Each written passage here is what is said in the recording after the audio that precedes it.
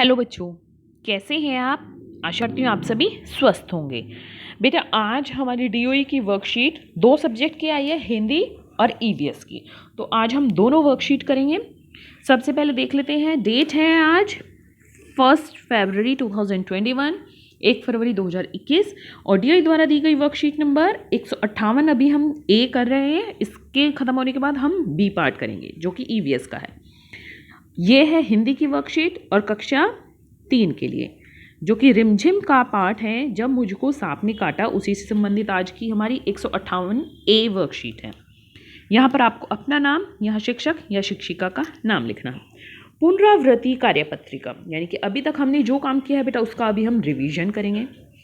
आपने पाठ जब मुझको सांप ने काटा ध्यानपूर्वक पढ़ा होगा और यह भी जाना होगा कि कैसे झाड़ फूंक वाले बूढ़े आदमी ने सारे गांव के सामने बालक की जान बचाने का झूठा नाटक किया।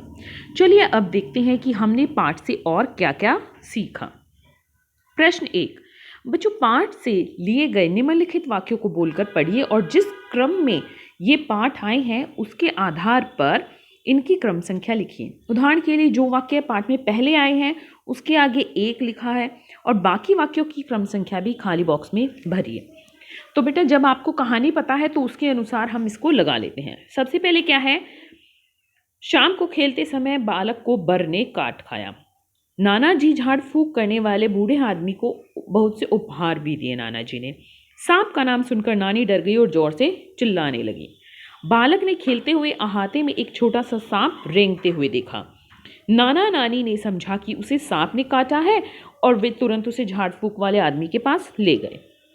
तो सबसे पहले तो बच्चा अहाते में खेल रहा था तो उसे क्या हुआ, एक छोटा सा सांप रेंगता हुआ दिखाई दिया पहले पे। दूसरे पे क्या हुआ, शाम को जब वो खेल रहा था तो बर ने उसे काट लिया। फिर क्या हुआ कि सांप का नाम सुनकर जो नानी है वो जोर से चिल्लाने लगी। नाना नानी समझा कि उसे सांप ने काटा है और वे तुरंत उसे झाड़ फूंक वाले आदमी के पास ले गए। नाना जी ने झाड़ फूंक वाले बूढ़े आदमी को बहुत से उपहार दिए कि उनका जो बेटा है, वो छोटा बच्चा है बालक, वो ठीक हो गया, इसलिए उसे उपहार भी दिए। तो अब देखते हैं बेटा प्रश्न 2, नीचे दिए गए वाक्यों को बोलकर पढ़िए। यदि विराम चिन्ह सही जगह पर लगे हैं तो वाक्यों के आगे खाली स्थान पर सही का निशान बनाइए, अन्यथा गलत का निशान। तो बेटा देखिए, क केंचुआ, गिरगिट और सांप रेंगने वाले जीव हैं, ये सारे इस पर विराम चिन्ह हमारे सही है तो सही। बर किस रंग की होती है? अब देखो ये प्रश्न है तो यहाँ पर ये आना था तो हमारा ये गलत लगा हुआ है। मेरे नाना नानी मुझसे प्यार करते हैं, यहाँ पर ये लाइन खत्म हो रही है तो यहाँ पर वाक्य खत्म हो रहा है तो पूर्ण विराम आना था, ये भी गलत है। हाँ, ये क्या हो गया, अब हाय देखो ये यहाँ पर विस्मय आदि बोधक आएगा ऐसे, तो ये भी गलत है। प्रश्न 3, पाठ में आए कोई 3 वाक्य खोज कर लिखे जिनमें कोई क्रिया हो रही है। तो अब यहाँ पर यहाँ जैसे सांप अहाते में रेंग रहा है, तो आप बेटा इस पाठ में से भी ले सकते हैं, इस पाठ में से और इस वर्कशीट में से भी ले सकते हैं। वर्कशीट में देखो ये यहीं पर आ रहे हैं कि शाम को खेलते समय बालक को बर ने काट खाया, इसमें काट और खेलना। फिर नाना जी ने झाड़ फूंक वाले आदमी को बहुत से उपहार भी दिए, उपहार देना, जोर से चिल्लाना, तो आप ये भी लिख सकते हैं। और आपके पाठ में आ रहे हैं, पाठ को पढ़िए, उसमें जो आए हैं उनमें से भी आप कोई भी लिख सकते हैं जिसमें क्रिया हो रही है, कोई काम का हो रहा हो।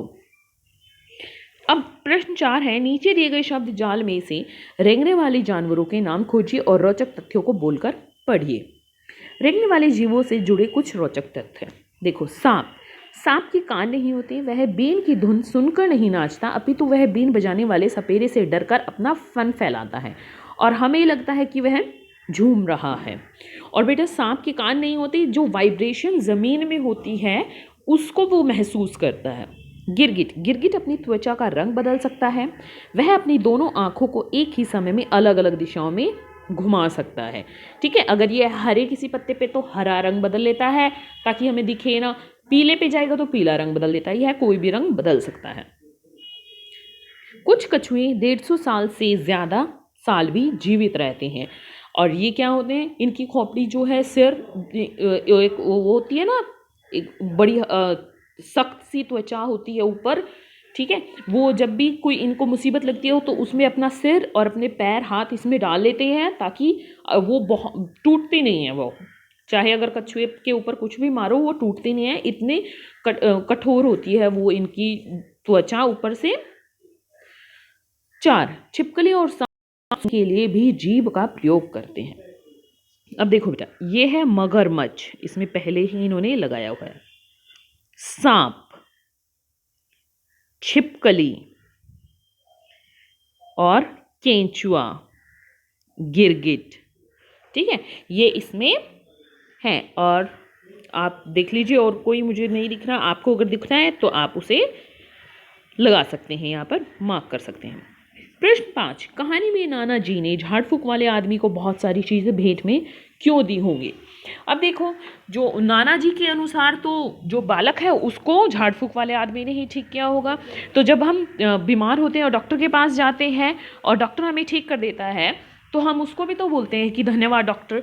तो उनके अनुसार जो बालक है, बालक को झाड़ फूक वाले आदमी ने ही ठीक किया था, इसलिए उन्हें धन्यवाद स्वरूप, धन्यवाद के रूप में उन्हें भेंट दी थी।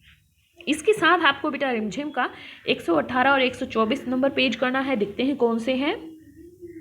ये देखिए, ये है हमारा पेज नंबर 118। इसमें क्या है, इस क्षेत्र में बहुत से जीव जंतु छिपे बैठे हैं, इन्हें खोजिए और इनके नाम लिखिए। तो आप देखो, ये क्षेत्र में बहुत सारे आपको जीव जंतु दिखाई दे रहे हैं। तो क्या है, देखो, सांप और हाथी, शेर और कछुआ, मगरमच्छ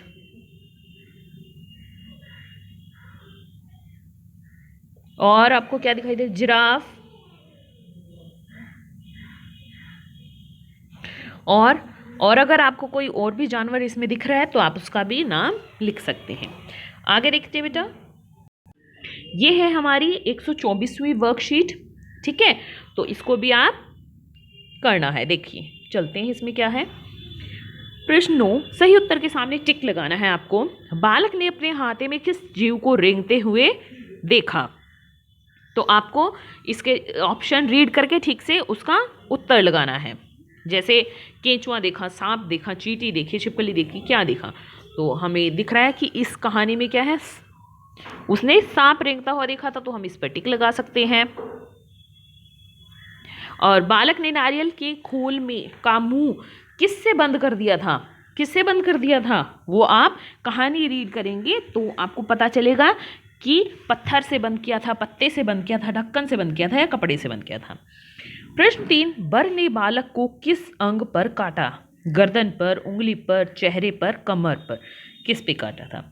झाड़ फूक वाले व नाना जी ने बालक को बोलने से मना क्यों किया, ताकि बालक को दर्द कम हो, दवा का असर पूरा हो सके, मंत्र बोलने में बाधा ना होए, या इलाज बिना रुकावट के हो सके। तो दवाई का असर पूरा हो, वही इसीलिए उसको रोका था। आप कहानी ये ध्यान से पढ़िए, तभी आप इनके उत्तर दे पाएंगे।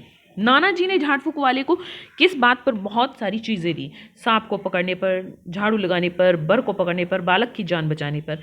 तो बालक की जान बच गई थी, इसलिए उन्हें बहुत सारी उपहार स्वरूप चीज़ें दी थी। बेटा ये सब जब आप 1-2 बार पाठ पूरा पढ़ ले तब ये एक्सरसाइज करना, ताकि आपको अच्छे से इनके उत्तर आ सके। यहाँ पर अभिभावकों के लिए सुझाव है कि बच्चों को बताएं कि हर घटना के पीछे विज्ञान होता है, ताकि बच्चों को वैज्ञानिक दृष्टिकोण का विकास हो सके उनके मन में भूत प्रेत, जादू टोना, शगुन अपशगुन का डर पैदा ना हो सके। तो बेटा हिंदी की वर्कशीट तो यहीं पर कंप्लीट होती है। अब हम ईवीएस की वर्कशीट स्टार्ट करते हैं। ये देखिए, ईवीएस की वर्कशीट भी वही है, लेकिन इसका सीरियल नंबर यहाँ पर इन्होंने दे दिया 158B, 158B, और हिंदी का था 58A। ये ईवीएस की है। आसपास जो बुक है आपकी उसमें से लुक, ठीक है, लुकिंग अराउंड यानी आसपास। पानी रे पानी, और इंग्लिश में वाटर ओ वाटर, जो पार्ट है आपका उसी से संबंधित ये वर्कशीट है। यहाँ पर आपको अपना नाम, यहाँ टीचर का नाम लिखना है। आज हम चर्चा करेंगे कि जल हमारे जीवन में क्यों बहुमूल्य है। जीवित रहने व दैनिक कार्यों हेतु जल अति आवश्यक है। जल प्रकृति में 3 अवस्थाओं में पाया जाता है, ठोस, तरल और गैस। जल के विभिन्न स्रोत हैं, नदी, कुएं, तालाब, वर्षा इत्यादि। हम सभी का यह दायित्व है कि हमें जल की बर्बादी रोककर उसके संचय हेतु कदम बढ़ाना चाहिए। संचय यानी उसको इकट्ठा करने के लिए कदम बढ़ाना चाहिए। तो प्रश्न एक है बेटा, नीचे दिए गए जल के विभिन्न स्रोतों को पहचान कर उल्टे वर्णों के सार्थक शब्द बनाए। ये देखो, ये क्या है? नल। तो क्या होता है नल? कैसे? न ले नल। ये देखो, ये है वर्षा, वै और ऊपर रे, ऐसे वर्षा। ये है समुद्र, ऐसे। ये नीचे शब्द दिए गए हैं ना, इन्हीं को ठीक करके लिखना है। ये है तालाब, तालाब। ये है hand pump, hand pump, hand pump. ठीक है बेटा। अब प्रश्न 2 देखते हैं। नीचे विभिन्न कार्यों की सूची दी गई है, जल द्वारा संभव है, जो कि जल द्वारा संभव है, प्रत्येक को उससे संबंधित गतिविधि के साथ मिलाए। तो देखते हैं कैसे बेटा। जैसे सफाई यानी क्लीनिंग, आग बुझाना, एक्सटिंग्विश फायर, आग फायर को बुझाना, पौधों को पानी देना, वाटरिंग प्लांट्स, दांतों की सफाई, ब्रशिंग टीथ। तो क्या कर रहे हैं देखो, सबसे पहले ये क्या कर रही है? ये लड़की सफाई कर रही है, ये आग बुझा रहे हैं, ये दांतों की सफाई कर रही है, ठीक है, और ये पौधों को पानी दे रहे हैं। प्रश्न 3, नीचे दी गई जल अवस्थाओं, स्टेट ऑफ वाटर को पहचान कर उनके नाम लिखो। ये 3 स्टेट होते हैं बेटा, ठोस, द्रव और गैस। सॉलिड, लिक्विड और गैस उसे बोलते हैं। तो ये देखो, ये बर्फ है, ये सॉलिड है, ठीक है, ये पानी है, ये है लिक्विड, और ये है गैस, जिसको हम हिंदी में बोलते हैं ठोस, द्रव और गैस। ठीक है। इसके साथ ही आपको अभ्यास पुस्तिका की पृष्ठ संख्या 14 और 15 करना है। देखते हैं कौन से हैं। अब देखो, ये है हमारे पृष्ठ संख्या 14 और 15। इसमें क्या करना है देखो, नीचे दिए गए पानी के विभिन्न स्रोतों को पहचान कर शब्दों को पूरा कीजिए। न ले नल, हैंड पंप, नदी, कुआं, सागर, तालाब, बादल। ठीक है। और यहाँ पर है इधर क, नीचे दिए गए पानी के रूपों का उदाहरण दीजिए। ठोस, तरल, गैस। तरल को हम द्रव्य भी बोलते हैं बेटा, ठीक है। ठोस यानी हम बर्फ बना देते हैं, तरल एक ग्लास में पानी डाल दो, और गैस आप कोई ऐसे कप दिखा दो और ऊपर से ऐसे गैस उठते हुए दिखा दो। अब नीचे दिए गए स्थान पर पानी के उपयोग लिखिए।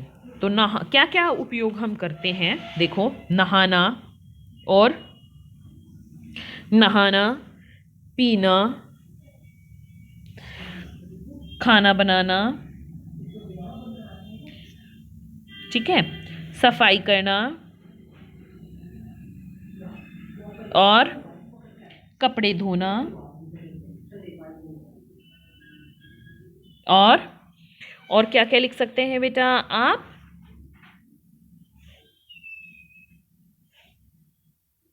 ये सारे काम हम पानी से ही करते हैं। आगे देखते हैं। तो अभिभावकों के लिए सुझाव है कि बच्चों को वर्षा जल संग्रहण व जल संग्रहण का महत्व बच्चों को बताएं। आज का कोविड का मैसेज है बेटा कि जब भी हम घर से बाहर जाएं हमें सोशल डिस्टेंस मेंटेन रखना चाहिए, तभी हम कोरोना को हरा सकते हैं। आज की वर्कशीट यहीं पर खत्म होती बेटा। कल मिलते हैं एक नई वर्कशीट के साथ, तब तक के लिए अपना ध्यान रखना। धन्यवाद।